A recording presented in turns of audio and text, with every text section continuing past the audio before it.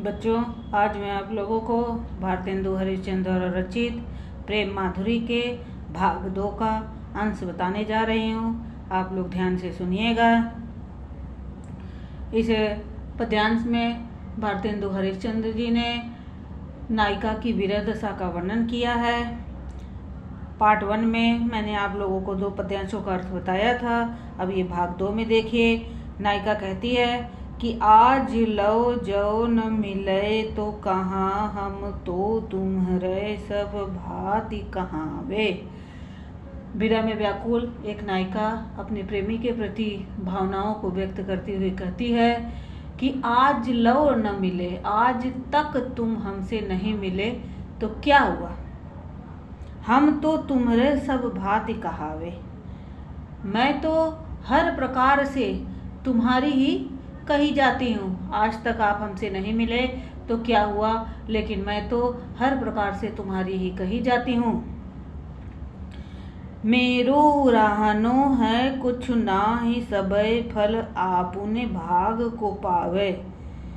नायिका फिर कहती है कि मेरो रहनो, मेरी शिकायत कुछ ना है, कुछ भी नहीं है, मेरी शिकायत कुछ भी नहीं है। सबे फल आपुने भाग को पावे, सभी अपने अपने भाग्य के अनुसार फल को प्राप्त करते हैं। श्री नायिका कहती है कि मेरी आपसे कुछ भी शिकायत नहीं है।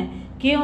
क्योंकि सभी लोग अपने भाग्य के अनुसार ही फल प्राप्त करते हैं। जब मेरे भाग्य में आपसे मिलना नहीं लिखा था तो मैं आपसे कैसे मिल पाती। जा हरिश्चंद्र भई सो भई, अब प्राण चले चहे तासो सुनावे। हरिश्चंद्र जी कहते हैं कि गोपियाँ कहती है कि आपसे न मिल पाने का दुख तो मुझे है ही, लेकिन इसमें कोई क्या कर सकता है। आपसे मैं मिल नहीं पाई, इसका मुझे दुख है, लेकिन इसमें कोई कुछ कर नहीं सकता है।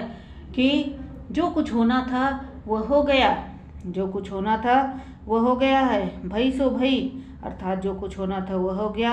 प्राण चले चाहे तासो सुना, मेरे प्राण जाना चाहते हैं, अर्थात मैं मरने वाली हूँ और मेरे प्राण निकलने वाले हैं, इसीलिए आपको मैं ये सुनाते हुए कह रही हूँ। गोपिका क्या कहती है कि प्यारे जू है जग की यह रीत, विदा की समय सब कंठ लगावे।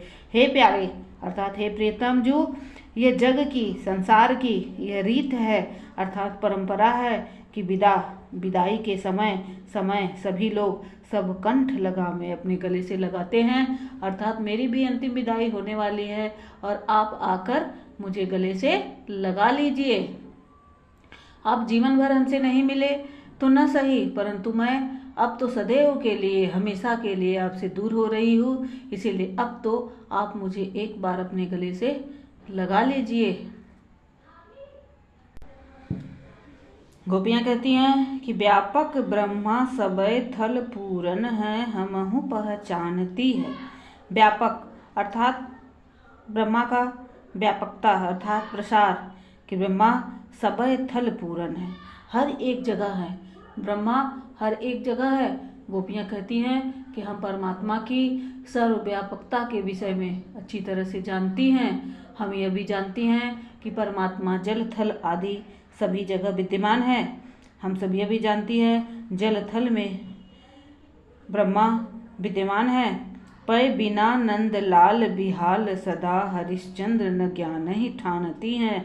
लेकिन गोपियाँ यह कहती हैं बिना नंद लाल के बिहाल हम लोग व्याकुल हैं। और हरिश्चंद्र जी कहते हैं, गोपियाँ कहती हैं ज्ञान नहीं ठानती, आपके ये ज्ञान की बातें हमें रुचकर नहीं लगती हैं, इसीलिए आप यह जाकर हमारा संदेश कह दीजिएगा।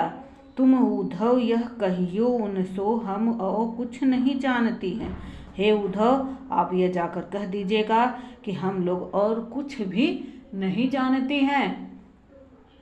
पियती प्यारे तिहारे निहारे, बिना अखियां दुखियां नहीं मानती हैं। गोपियाँ क्या कहती हैं कि हे प्रिय प्यारे, आपको देखे निहारे बिना, अर्थात आपको देखे बिना अखियां दुखिया, ये दुखियारी हमारी आंखें मानती नहीं है। बिना आपको देखे ये दुखियारी हमारी आंखें मानने वाली नहीं है।